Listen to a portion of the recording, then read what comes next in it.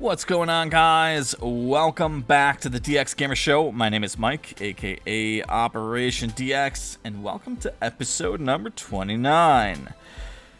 We have just essentially wrapped up our mission around the Duna system, and hopefully this all goes well. I'm once again voicing my concern about completing this contract, because essentially the contract called for us to fly over to Ike and back to Kerbin, but we're taking a little bit of a detour, roundabout way there, you know? So, we've pretty much wrapped things up here in the Duna system. We scanned for resources around Duna, we scanned for resources around Ike, we did a failed mission to recover some ore because the tank was already full. Sadly, I didn't pay attention to that. We will not be doing a second mission to attempt to acquire some ore in order to fuel up our tanks. We'll go ahead and save that for Bop. So here we are. We're setting up our maneuver node to get a capture on Jewel. This episode is essentially going to be sped up almost for the entire thing. So I hope that's not too much of a problem for you guys. I'd like to slow down here and there for some more interesting parts, but this is a very, very, very long trip. So this is going to take roughly 2 to 3 years, which on maximum time acceleration does take quite a bit of time. So here we go, beginning our Jewel burn. We have to do a slight correction as soon as we get out of the influence of the Duna system. This is pretty much standard operating procedure for us at this point. We pretty much do this almost every single time. I do suspect that we are going to get some heat warning indicators on our craft, but we may not.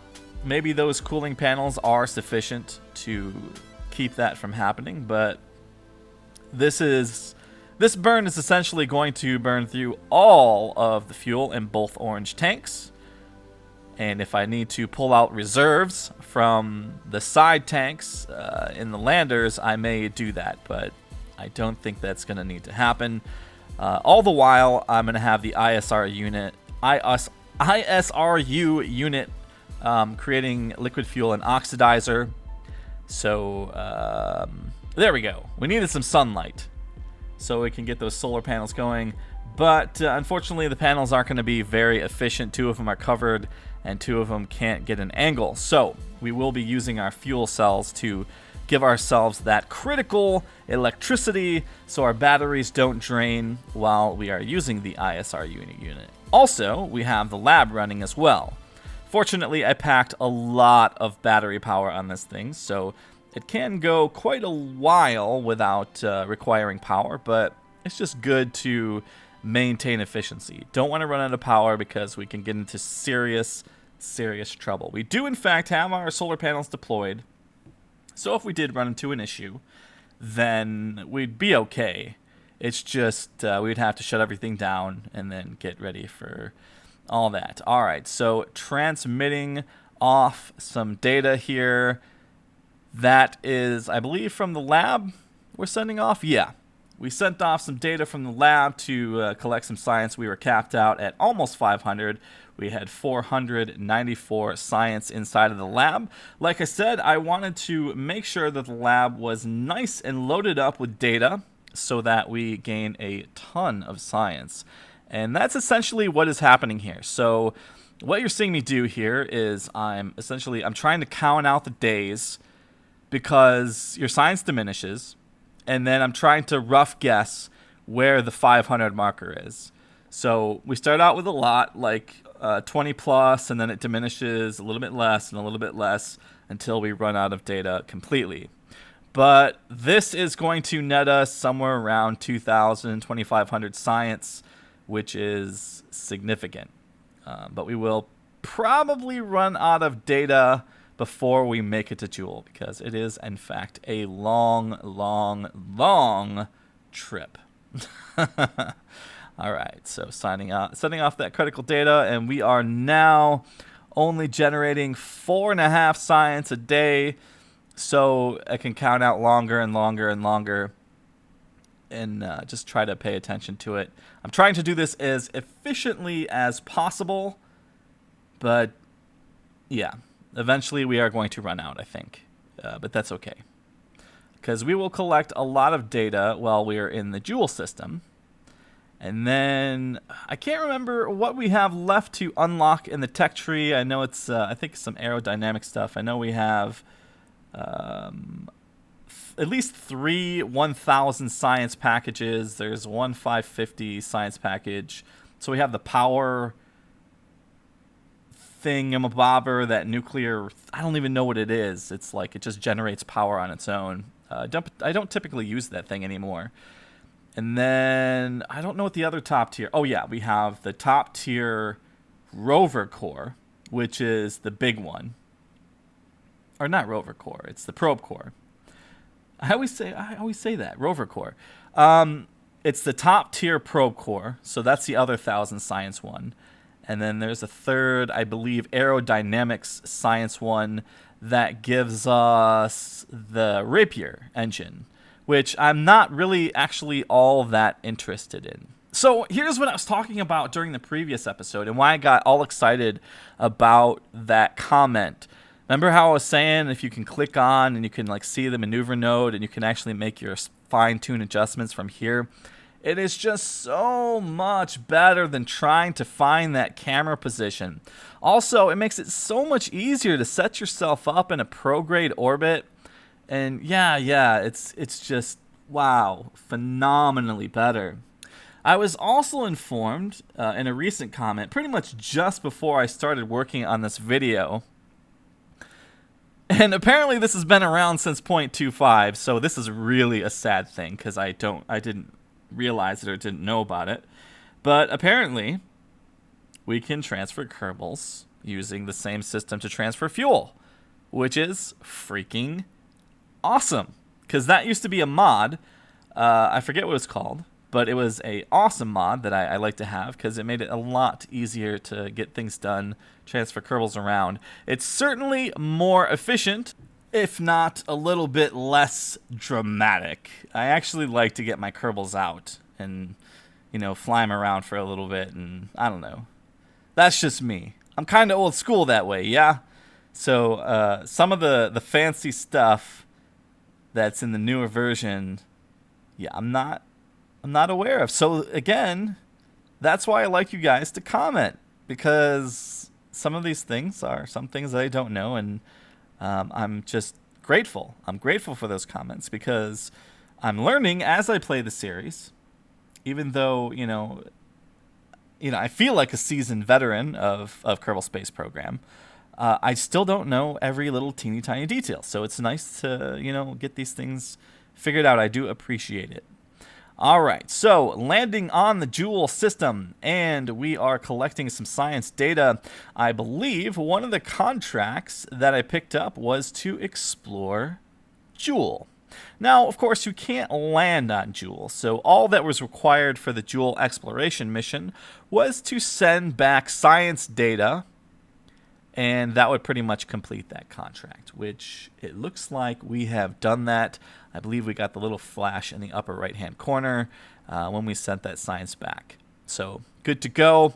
No point in setting up a polar orbit around Joule to figure out if there's resources on Joule, because it doesn't matter if there is. Although it'd be kind of cool if you could do like a low orbit, like helium-3 scoop kind of thing.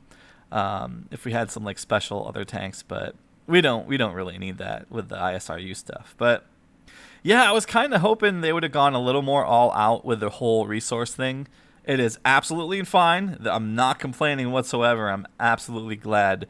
If you recall, some of you that hung around with me on my channel, that's something I always brought up in the update video, and I'm sure it just annoyed them because they're like, oh, it's in the mod, you can play Keithane or whatever. Like, no, you need this in the core game. You need a resource system in the core game. And originally, they had this like really in-depth, complicated resource system, but they axed that out for a more simplified thing, which is probably that's probably the better way to go. Anyway, I'm getting myself set up for a BOP encounter, so I'm doing a plane change. And then, of course, I'm collecting data for my science lab, filling that guy up back as much as I possibly can. And, yeah, like I said, this really should cap off the tech tree. Really, really, really should. All right, so when we did our burn to Joule, I did not notice any heat indicators. So maybe the coolant or radiator panels that are connected to this craft are sufficient to keep the craft from overheating, which is good news. Essentially, here in the Joule system, I could have considered doing an aerobrake maneuver because we're heading a little slower than we were in the Eve system. Eve, I was just way, way concerned about doing any sort of aerobraking. That was simply not going to happen. We were heading roughly about 4,000 meters per second relative to the planet, which I was just afraid if I even scraped the atmosphere, things would start exploding. So I wasn't doing that. And we didn't have this like Uber vehicle where we can just like refuel ourselves whenever we wanted. So that was like a expensive maneuver that I had to do there. All right, zoning in here, got our capture on BOP. And, yeah, again, double-clicking on here, and I just love this. I love this. So we can fine-tune our approach. We can set ourselves up in a pro-grade orbit. I don't even have to set up maneuver nodes for this. I can just play around with the different angles, take it real slow, and get myself in a relatively close position. But, of course, in this case, I do not want to put myself in a prograde orbit. I want to put myself in a polar orbit so that we can scan for resources, because this time we're probably going to want to do a resource collection mission. They have not been successful to date. All of my excursions to collect resources have all been failures, whether it be negligence on my part or just, things weren't going right there. So we got one done. We did get one done. So I believe at Minmus we had a successful ore capture. So that one tank has essentially been filled up this entire time.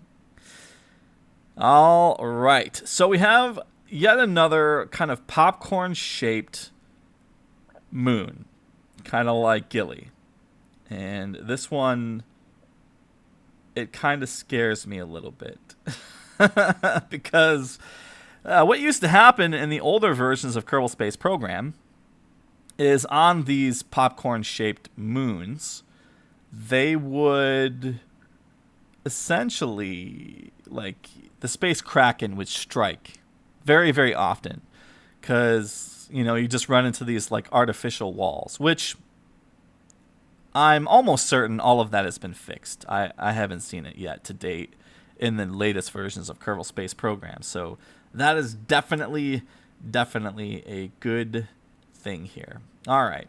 So, as we know, the scanner system on this thing is very finicky. We got to make sure we're in a very polar orbit. It doesn't like even the slightest inclination.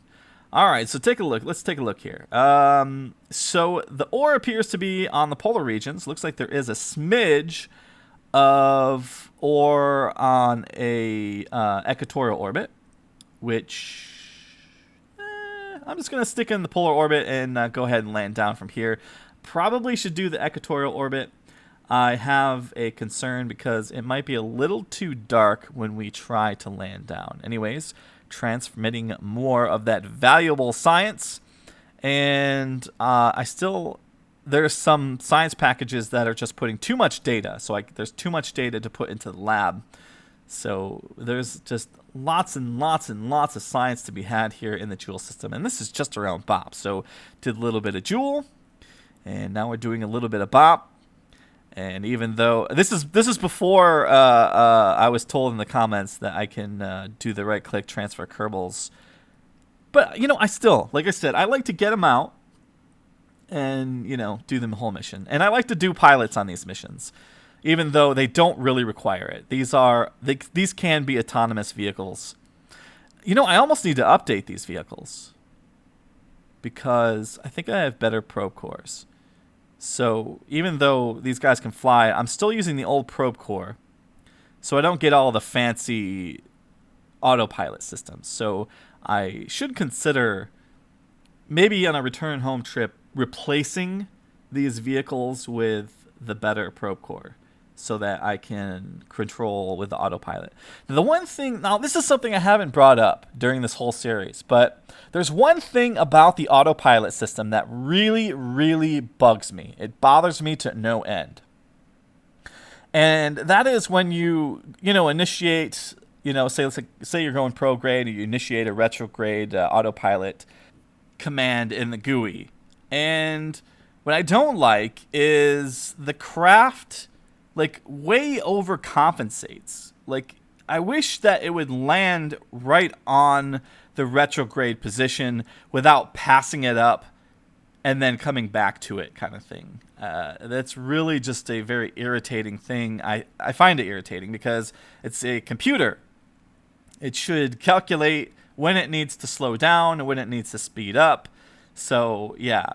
And sometimes when I'm relying on these things to happen quickly, they don't. It's sometimes better to manually go ahead and just do it yourself because, dude.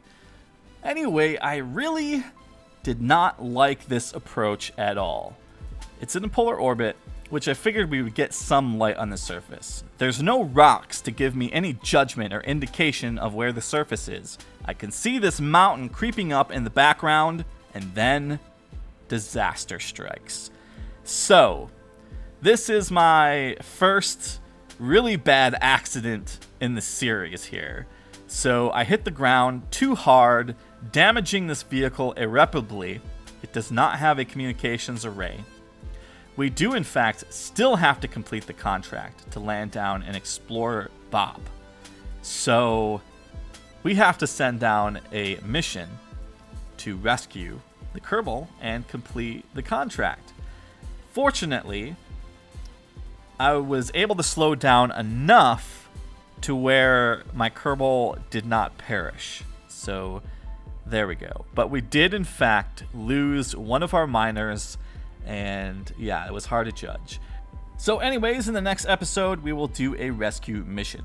Thanks for watching, guys. I'll see you next time. Have a great day and take care.